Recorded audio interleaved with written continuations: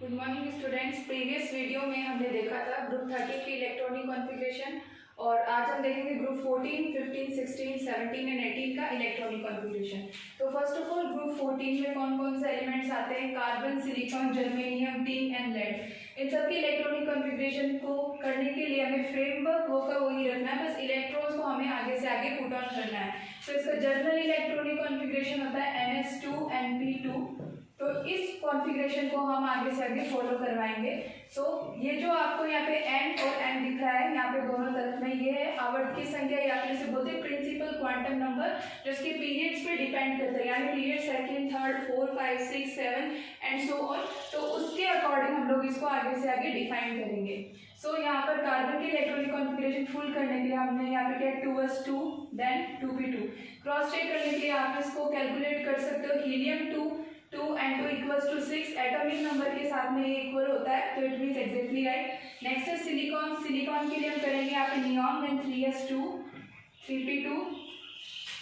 Next germanium 32 argon 18 पे आता है then 3d10 4s2 4p2। Next है टिन के लिए krypton then 4d10 5s2 5p2। Next है लेड के लिए जिनॉन 54 एंड 4s में 14 5d10 6s2 and 6p2। Exactly आप लोग एटॉमिक नंबर और इलेक्ट्रॉन्स को कैलकुलेट करके देख सकते हो, it is exactly right. Group 15 इसमें कौन कौन से एलिमेंट्स आते हैं? First nitrogen, phosphorus, arsenic, antimony and bismuth. इसमें भी क्या होता है, एग्जैक्टली होगा वही रूल फॉलो होगा। इसमें एक इलेक्ट्रॉन को हमें उसके बिहाफ पर आगे बढ़ाना है। फॉर एग्जाम्पल इसका जनरल इलेक्ट्रॉनिक कॉन्फ़िगरेशन होता है NS2 Np3। सो NS में 2 इलेक्ट्रॉन एंड Np में 3 इलेक्ट्रॉन, जो इसको संयोजी वैलेंस शेल को डिफाइन करता है। तो यहाँ पर आ जाएगा हीलियम तक 2 एंड 3, बिकॉज उसकी वैलेंस शेल को हमको देखना है जो NS2 Np3 को फॉलो कर रहा है। वैसे आगे से आगे हम लोग करेंगे neon 3s2 3p3 then arsenic के लिए argon 3d10 4s2 then 4p3। Next antimony krypton 4d10 5s2 5p3। आप लोग एटॉमिक नंबर और इलेक्ट्रॉन को काउंट करके देख सकते हो, अगर दोनों इक्वल है तो आपका इलेक्ट्रॉनिक कॉन्फ़िगरेशन राइट है। ये बार बार हम बोल रहे हैं, आप इसके ऊपर जरूर ध्यान दीजिएगा, बिकॉज इसकी इलेक्ट्रॉन्स को कैलकुलेट करना इंपॉर्टेंट होता है एटॉमिक नंबर के साथ में मैच करने के लिए। नेक्स्ट है बिस्मिथ के लिए जिनॉन 54 पे आता है then 4f14 5d10 6s2 6p3। ये एग्जैक्टली इक्वल होता है अपने एटॉमिक नंबर के। ग्रुप 16 में जो भी एलिमेंट्स हैं हमको ग्रुप 15 के बिहाफ पर एक इलेक्ट्रॉन्स को से आगे बढ़ाना है। ग्रुप 15 का जनरल इलेक्ट्रॉनिक कॉन्फ़िगरेशन था NS2 Np3, सो इसका होगा NS2 Np4। हमको उसके बिहाफ पर एक इलेक्ट्रॉन बढ़ाना है, सो यहाँ पर NS2 जैसे 2s2 2p4 वही काम हमें इस फॉर्मेट में करना है। सारी जगह हमें 4 कर देना है, जिसकी वजह से हमारा electronic configuration of group 16 confirm हो जाता है। आप इसको कैलकुलेट करके क्रॉस चेक कर सकते हैं। नेक्स्ट है ग्रुप 17। ग्रुप 17 का जनरल इलेक्ट्रॉनिक कॉन्फ़िगरेशन होता है NS2 Np5। इसके अंदर भी हमें क्या करना है कि ग्रुप 16 के बिहाफ पर एक इलेक्ट्रॉन को बढ़ा देना है। सो ग्रुप 16 के बिहाफ पर एक इलेक्ट्रॉन अगर बढ़ता है तो यहाँ पर हो जाएगा NS2 Np5।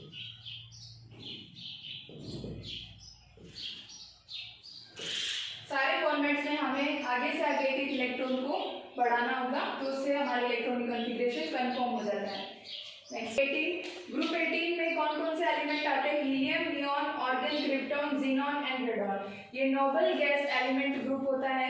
ये सारे ही एलिमेंट है वो सारे नोबल एलिमेंट्स होते हैं, बिकॉज इनका ऑक्टेट कंप्लीट होता है। एक्सेप्शनली यहाँ पर हीलियम को रखा गया है, बिकॉज ये एक ऐसा एलिमेंट है जो नोबल प्रॉपर्टीज शो करता है, तो इसीलिए इसको प्रॉपर्टी के बिहाफ पर हीलियम को नोबल एलिमेंट्स के साथ में डिफाइन किया गया है।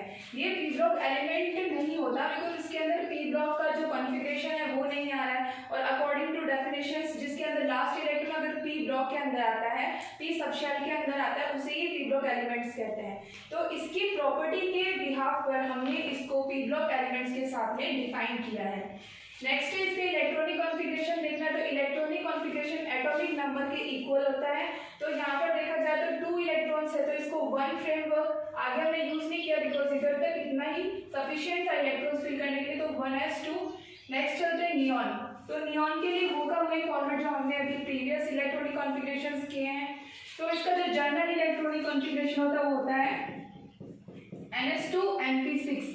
ns2np6 मीन्स जो वैलेंस शेल की बात की जाती है, यानी जो ये n है वो valence shell, principal quantum number, period number, आवर्त संख्या कही जाती है।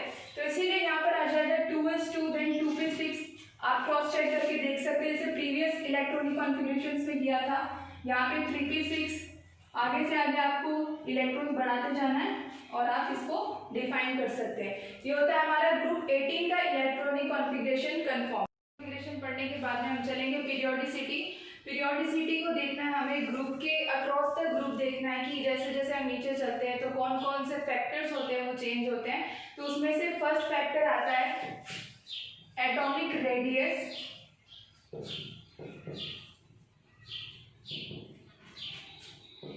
जिसे परमाणु त्रिज्या कहते हैं।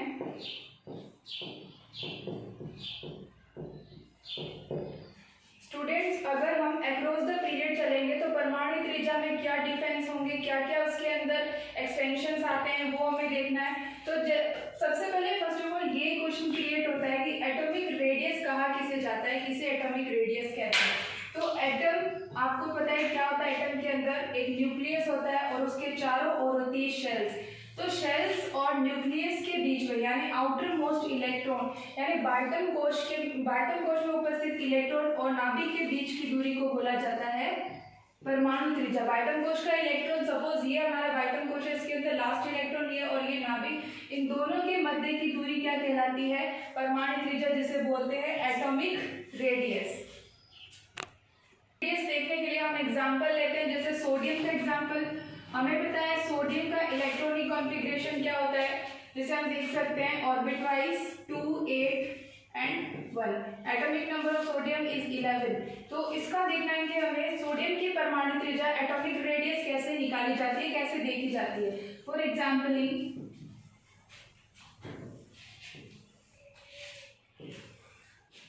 First shell, second shell and third shell.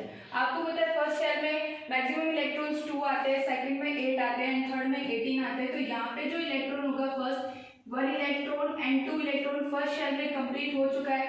Then second shell की बात करते हैं, इसके अंदर आता है टोटल मैक्सिमम 8 इलेक्ट्रॉन और इसके अंदर 8 इलेक्ट्रॉन प्रेजेंट है। तो इलेक्ट्रॉन फिल किया जाएगा इसके अंदर 1 2 3 4 5 6 7 एंड 8 इलेक्ट्रॉन्स इसके अंदर फिल करने के बाद में हमारे पास में बचता है लास्ट इलेक्ट्रॉन 1।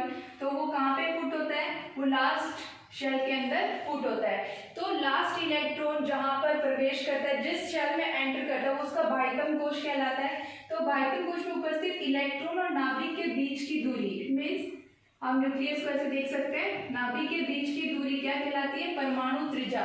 लास्ट इलेक्ट्रॉन को हमने एक स्क्वायर से समझाया ताकि इसको हम इलेक्ट्रॉन डिफरेंशिएट कर सके कि फर्स्ट शेल में हमारे सर्कुलर इलेक्ट्रॉन्स है, सेकंड में हम इलेक्ट्रॉन्स को क्रॉस में समझ सकते हैं, और जो थर्ड शेल के अंदर इलेक्ट्रॉन है उसके डिस्टिंक्टिफाई करने के लिए हम इसको स्क्वायर में रिप्रेजेंट कर सकते हैं। तो नाभिक और स्क्वायर के बीच में इलेक्ट्रॉन के बीच में उपस्थित दूरी को क्या बोला जाता है, परमाणु त्रिज्या या एटॉमिक रेडियस।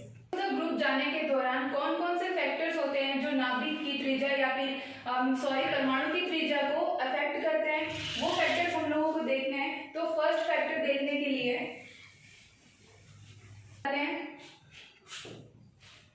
फर्स्ट पॉइंट है कोशों की संख्या।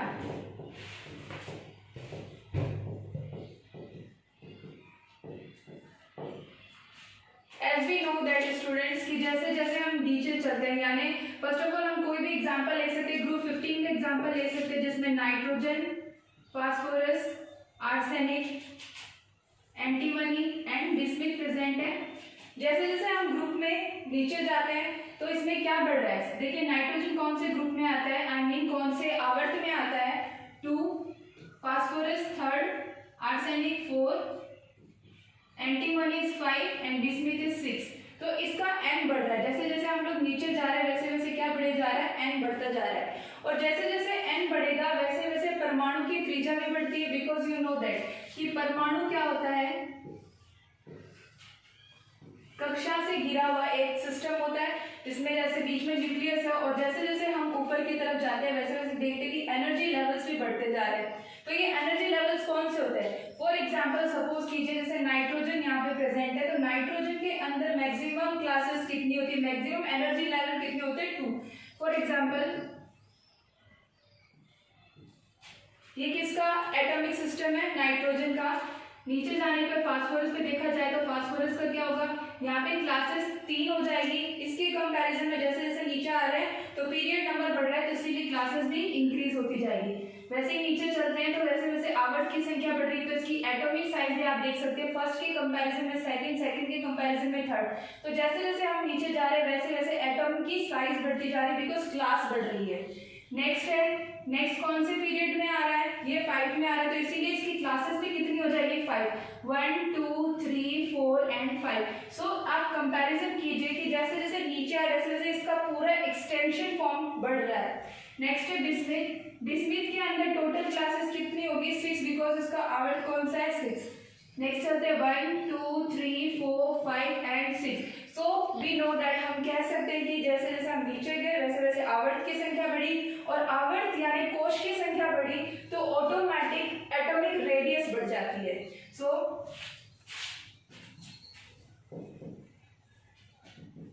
एटॉमिक रेडियस प्रोपोर्शनल किसके होती है? n के, जहां पे n क्या है? पीरियड नंबर और आवर्त संख्या जिसे हम कहते हैं। It's also may be class and shell. Factor है जो एटॉमिक रेडियस को अफेक्ट करता है वो है प्रभावी नाभिकीय आवेश।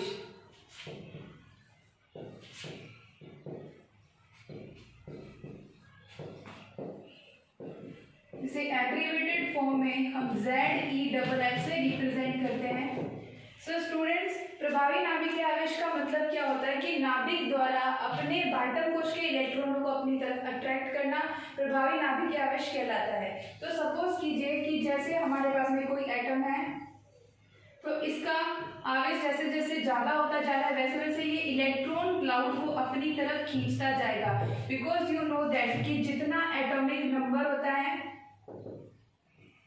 उतना ही इसके अंदर प्रोटॉन भी होता है, एंड प्रोटॉन होता है उतना ही इलेक्ट्रॉन होता है। तो आपको ये पता होना चाहिए कि जो प्रोटॉन्स होते हैं वो न्यूक्लियस में प्रेजेंट होते हैं, और न्यूक्लियस एक सर्टिफाइड एक कंटेमिनेंट एरिया जिसका इलेक्ट्रिक फील्ड बहुत ज्यादा हो जाता है। इस electric field, increasing electric field की वजह से ये अपने इलेक्ट्रॉन्स को, अपने आसपास में उपस्थित इलेक्ट्रॉन्स को अपनी तरफ खींचता है। सो इसीलिए इस आवेश को प्रभावी नाभिकीय आवेश कहते हैं, और इसे ZeFF से रिप्रेजेंट किया जाता है।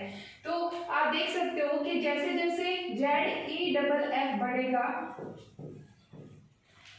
तो परमाणु की त्रिज्या या फिर एटॉमिक रेडियस में क्या डिफरेंशिएट होते हैं कि atomic radius automatically decrease up होने लग जाती है, बिकॉज ZeF बढ़ता है तो एटॉमिक रेडियस ऑटोमेटिक डिक्रीज हो जाएगी। क्यों हो जाएगी? क्योंकि अब आप देखिए कि अगर इसका इस दौरान में एक्सपेंशन हो रखा है, जैसे जैसे इलेक्ट्रॉन को अपनी तरफ खींचा वैसे वैसे इसकी साइज क्या होती है? छोटा होना स्टार्ट हो जाती है, इसकी साइज छोटी। जो क्राइटेरिया ये मेंटेनेंस उसका होना चाहिए वो नहीं होता, बिकॉज इसका ZeF बढ़ने के कारण इलेक्ट्रॉन को अपनी तरफ खींच लेता है। तो इसीलिए इसका जो मेजरिंग साइज थी ये थी, तो अब क्या हो गई है? ये साइज हो जाती है। तो इसीलिए हम ZeFF को हम फैक्टर अफेक्टिंग बोलते हैं एटॉमिक रेडियस के। जो एटॉमिक रेडियस को अफेक्ट करता है वो शील्डिंग इफेक्ट,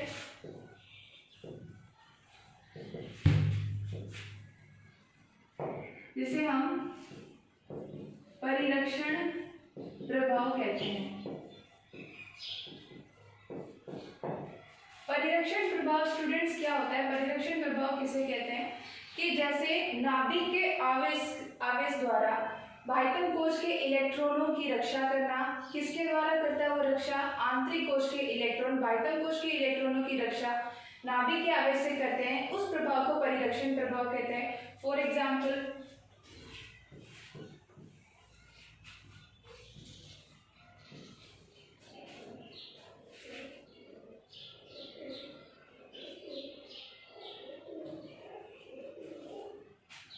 हमने यहाँ पे देखा कि एक न्यूक्लियस सिस्टम है। इस न्यूक्लियस सिस्टम में क्या होता है कि ये एक नाभिक न्यूक्लियस है जिसके अंदर प्रोटॉन प्रेजेंट है। तो ये प्रोटॉन क्या करता है कि इलेक्ट्रॉन नेगेटिव इलेक्ट्रिक फील्ड होने के कारण अपनी तरफ अट्रैक्ट करेगा। सो यहाँ पर अगर ये आंतरिक कोश के इलेक्ट्रॉन इस इलेक्ट्रॉन को अपने नाभिक के अट्रैक्शन से बचाते हैं तो इस इफेक्ट को परिरक्षण प्रभाव कहा जाता है। परिरक्षण प्रभाव यू मीन दैट हम समझ सकते हैं कि जो इंटरनल इलेक्ट्रॉन्स होते हैं वो अपने एक्सटर्नल इलेक्ट्रॉन्स की रक्षा करता है, उसको डिफेंस करता है। किससे? नाभिक से। उसे बोला जाता है परिरक्षण प्रभाव या फिर शील्डिंग इफेक्ट। सो जैसे जैसे पीरियड में या फिर ग्रुप में हम ऊपर से नीचे जा रहे हैं तो वैसे वैसे शील्डिंग इफेक्ट अगर बढ़ेगा तो एटॉमिक रेडियस भी ऑटोमेटिक बढ़ना स्टार्ट हो जाती है, क्योंकि वो उसकी रक्षा कर रहा है। आंतरिक कोश के इलेक्ट्रॉन बाह्य कोश के इलेक्ट्रॉन की रक्षा करते हैं नाभिक के आवेश से, जिसके कारण वो अट्रैक्ट ना होकर एक्सपेंड होना स्टार्ट हो जाता है। इस वजह से शील्डिंग इफेक्ट अगर बढ़ता है, अगर शील्डिंग इफेक्ट बढ़ेगा तो एटॉमिक रेडियस ऑटोमेटिक बढ़ती है। शील्डिंग इफेक्ट इंक्रीज तो atomic radius is also increase. ठीक है, नेक्स्ट इसका एक एग्जांपल देखते हैं कि पीरियड में जैसे जैसे हम ऊपर से नीचे जा रहे हैं। फॉर एग्जांपल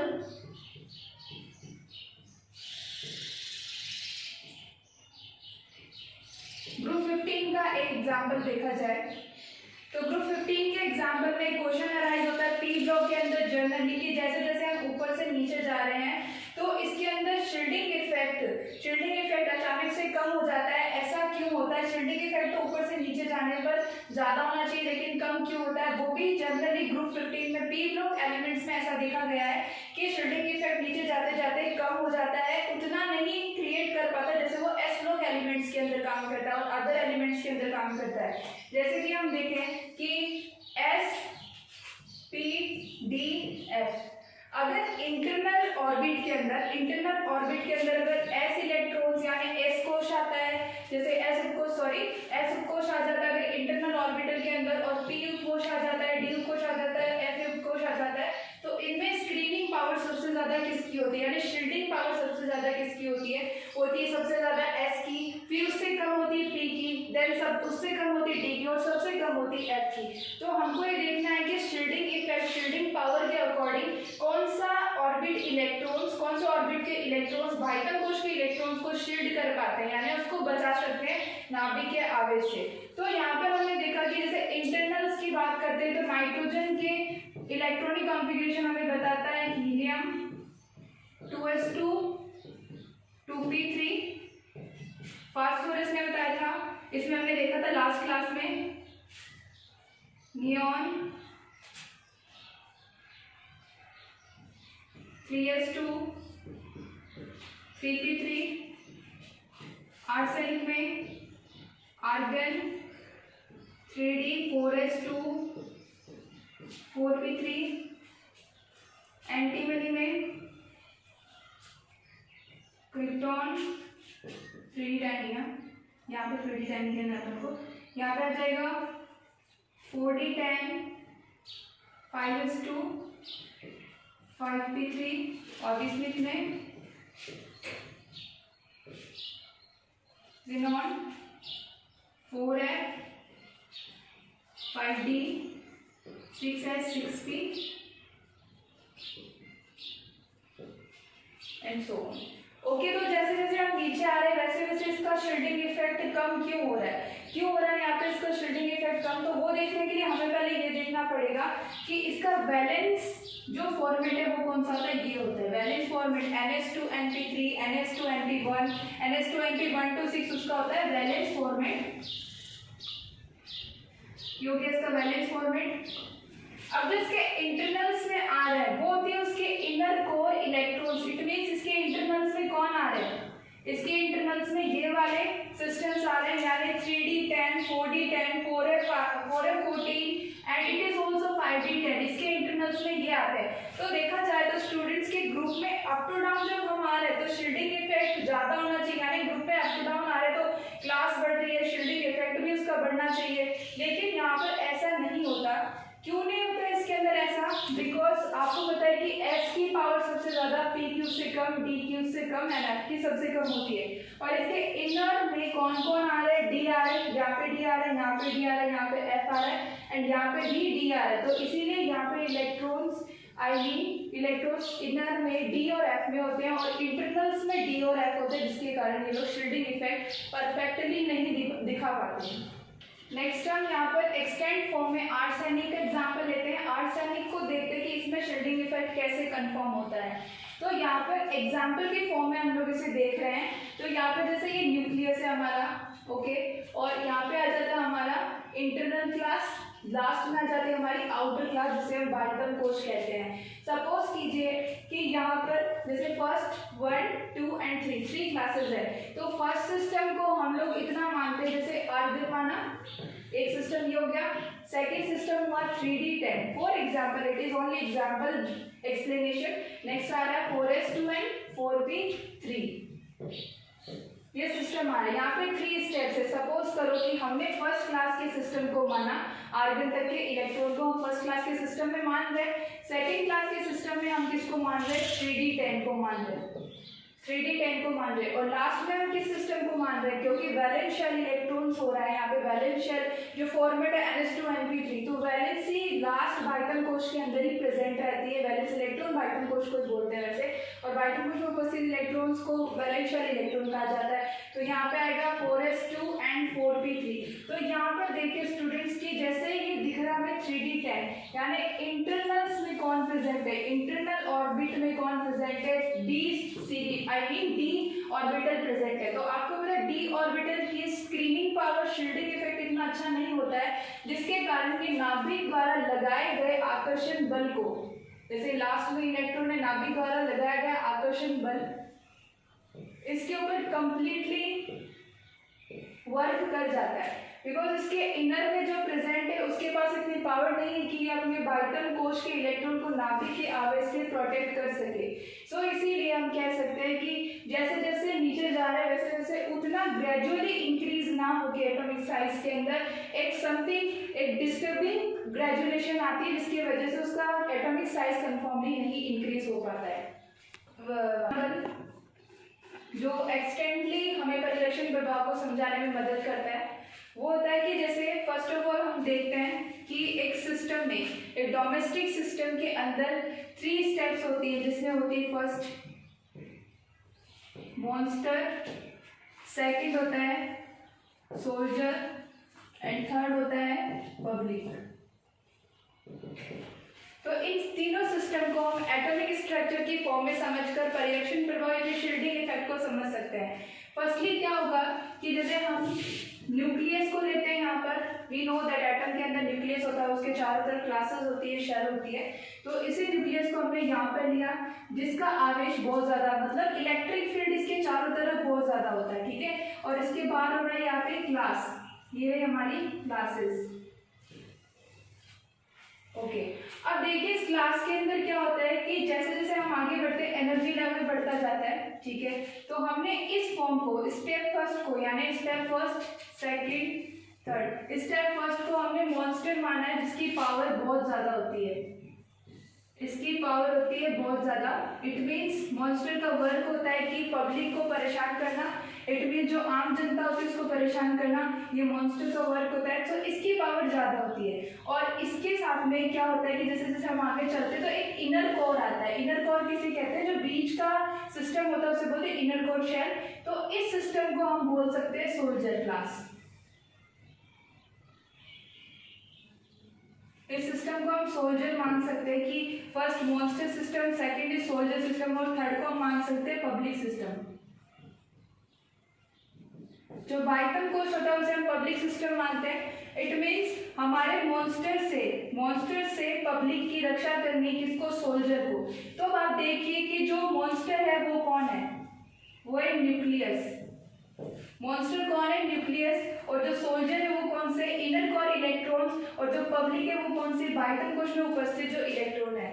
तो अब एक बात बताइए आप लोग स्टूडेंट्स कि अगर सोल्जर की पावर ज्यादा होती है तो पब्लिक सेफ होती है, ओके। ऑलवेज भी नो कि सोल्जर की पावर अगर ज्यादा है, अच्छी है, सोल्जर के अंदर रक्षा करने की प्रोटेक्टिंग पावर ज्यादा है, तो पब्लिक क्या होती है, सेफ होती है। अगर सोल्जर की प्रोटेक्टिंग पावर ही कम हो गई तो पब्लिक अनसेफ हो जाती है। उसे हम एटॉमिक स्ट्रक्चर के अंदर यूज करके देख सकते हैं। इस पूरे सिस्टम को हम अगर एटॉमिक सिस्टम के अंदर यूज करें तो सबसे पहले देखिए S, P, D and F. Screening power, shielding power यानी परिरक्षक प्रभाव, रक्षा करने की ताकत सबसे ज्यादा एस में होती है, देन उससे कम होता है टी, देन उससे कम होता है डी, देन सबसे कम होता है एफ। सो अगर इनर कोर शेल में एस ऑर्बिटल्स आते हैं तो उसके इलेक्ट्रॉन, एस ऑर्बिटल में पाए जाने वाले इलेक्ट्रॉन अपने बाइटम कोश के इलेक्ट्रॉनों की मॉन्स्टर यानी नाभिक से बहुत अच्छे से रक्षा कर सकता है। और जैसे जैसे हम आगे बढ़ते वैसे वैसे उसकी स्क्रीनिंग पावर यानी रक्षा करने की क्षमता कम होती जाती है। तो आप खुद देख सकते हैं एस की रक्षा करने की क्षमता ज्यादा, पी की थोड़ी कम, डी की और भी कम और एफ की सबसे कम रक्षा करने की ताकत होती है। तो यही बात परिरक्षण प्रभाव समझाता है कि अगर आपका सोल्जर ज्यादा इफेक्टिव है तो मॉन्स्टर का इफेक्ट आपकी बाइटम कोश के इलेक्ट्रॉन यानी पब्लिक पे नहीं हो पाता। सो यहाँ पर देखिए कि जैसे हमारे पास में फॉर एग्जाम्पल, अगर मैं एग्जाम्पल लेकर ये बात करती हूँ कि यहाँ पर आ गया हमारा डी, सपोज कीजिए डी इलेक्ट्रॉन्स यहाँ पे प्रेजेंट है 1 2 3 4 5। डी इलेक्ट्रॉन्स, डी ऑर्बिटल में कितने इलेक्ट्रॉन आते हैं 10 मैक्सिमम। ये इलेक्ट्रॉन्स है और बाहर अपने इलेक्ट्रॉन्स प्रेजेंट है, सपोज कीजिए NS2 यानी NS, एन के अंदर जो भी ऑर्बिटल है या पीरियड वाइज जैसे कर लेंगे हम लोग डिफाइन, और यहाँ पे आ जाएगा NP2 जो एक वैलेंस शेल होता है, ठीक है, बाइटम कोश की बात कर रहे हैं हम लोग। और इसके अंदर ये मॉन्स्टर्स के अंदर इलेक्ट्रिक फील्ड की पावर बहुत ज्यादा, पॉजिटिव पावर बहुत ज्यादा है। अगर डी यहाँ पे प्रेजेंट है तो ये अपने बाइटम कोश के इलेक्ट्रॉन को अच्छे से प्रोटेक्ट नहीं करवा पाएगा, तो ये वाला इसके ऊपर आसानी से हायर कर सकता है, इसको आसानी से ये हायर कर सकता है, जिसके कारण डी ने क्या किया, इसको अच्छे से शील्ड नहीं कर पाया, वो उसको बचा नहीं पाया। तो इसीलिए ये जितना भी इसका इफेक्ट है वो इसके ऊपर कंप्लीटली डिफाइन हो गया और इसी कारण जो साइज, जो क्राइटेरिया क्लास के यहाँ होनी चाहिए थी वो शिफ्ट होके आगे आ जाती है। अब आप खुद देख लीजिए कि जो रेडियस इतना था वो रेडियस इतना सा रह जाता है। किस कारण रह गया ये रेडियस इतना सा? बिकॉज यहाँ पे जो डी इलेक्ट्रॉन्स है वो अपने बाइटम कोश के इलेक्ट्रॉन को प्रोटेक्ट नहीं कर पाए। और वैसे अगर हम लोग देखें, अगर यहाँ पर एस इलेक्ट्रॉन्स होते, देखा जाए कि फॉर एग्जाम्पल यहाँ पर अगर मे बी अगर एस ऑर्बिटल के इलेक्ट्रॉन होते तो एस ऑर्बिटल के इलेक्ट्रॉन्स होते या फिर यहाँ पे पी ब्लॉक के इलेक्ट्रॉन्स होते तो ये क्या कर सकते थे, ये कर सकते थे कि अपने बाइटम कोश के इलेक्ट्रॉन को प्रतिकर्षित करने की पावर बहुत ज्यादा लगा सकते थे। बाइटम कोश के इलेक्ट्रॉन को प्रतिकर्षित करते जिससे इसकी साइज एक्सपेंड होके बड़ी हो जाती है, इसकी साइज एक्सपेंड होके बड़ी हो जाती है और जो हायर करने की टेंडेंसी इस नाभिक की यहाँ तक थी वो नहीं हो पाएगी, इसको मतलब अट्रैक्ट नहीं कर पाएगा। इतनी दूर इसका इलेक्ट्रिक फील्ड चल सकता है लेकिन इससे आगे इलेक्ट्रिक फील्ड थोड़ी ना चल पाएगा। तो इसीलिए कह सकते हैं कि जैसे अगर इनर कोर इलेक्ट्रॉन्स में एस और पी आता है तो उसकी शील्डिंग इफेक्ट ज्यादा होती है, अगर डी और एफ आता है तो उसकी शील्डिंग इफेक्ट यानी शील्ड करने की पावर कम हो जाती है। साइज, शील्डिंग इफेक्ट बढ़ने पर एटॉमिक साइज बढ़ती है और शील्डिंग इफेक्ट कम होने पर एटॉमिक साइज कम हो जाती है। इफेक्ट का इफेक्ट अक्रॉस द ग्रुप हम चल रहे हैं तो शील्डिंग इफेक्ट का क्या इफेक्ट होता है? तो देखिए जैसे जैसे हम नीचे जा रहे हैं वैसे वैसे ऑब्वियस सी बात है कि एक आवर्त की संख्या बढ़ती जा रही है। यानी जैसे यहाँ पे 2 था तो क्लास की नेक्स्ट क्लास में कितने हो जाएंगे 3, नेक्स्ट 4, देन 5, देन 6। यहाँ पे जो क्लासेस है, जो पीरियड्स है वो धीरे धीरे बढ़ते ही जा रहे हैं।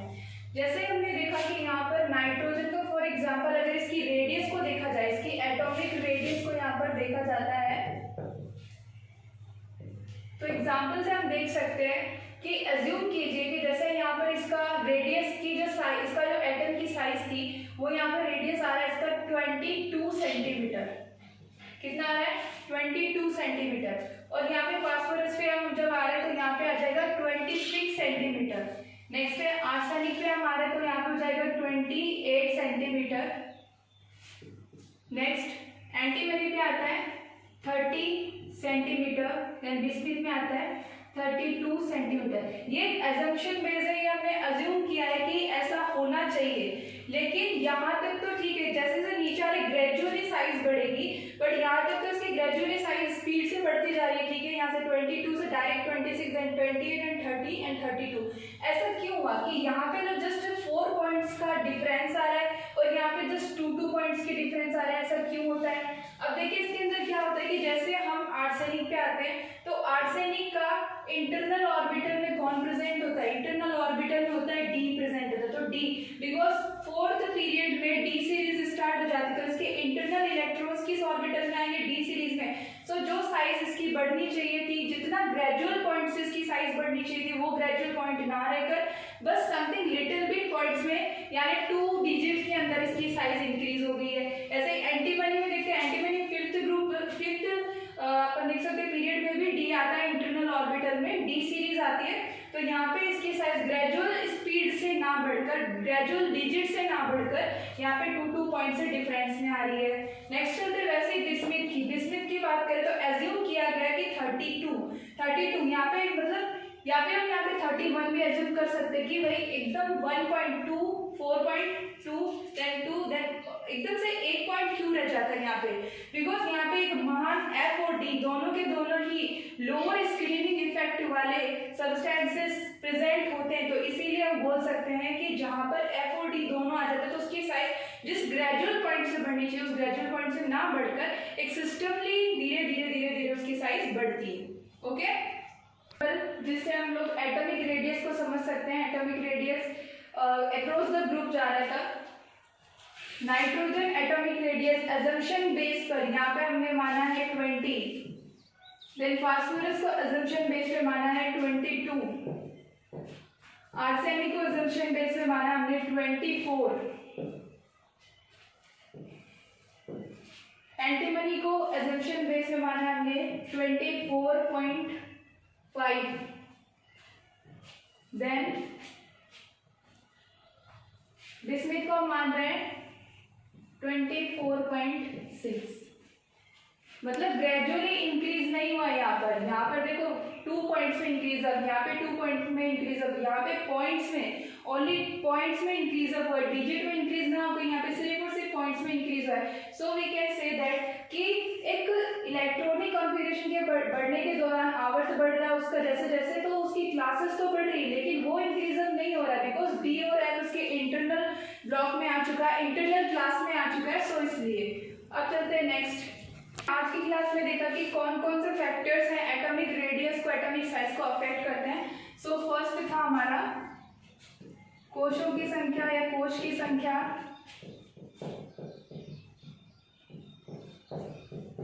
n is proportional to atomic radius, यानी जैसे जैसे n बढ़ेगा, जैसे जैसे आवर्त की संख्या बढ़ेगी तो एटॉमिक रेडियस ऑटोमेटिकली बढ़ेगा। सेकेंड था प्रभावी नाभिकीय आवेश,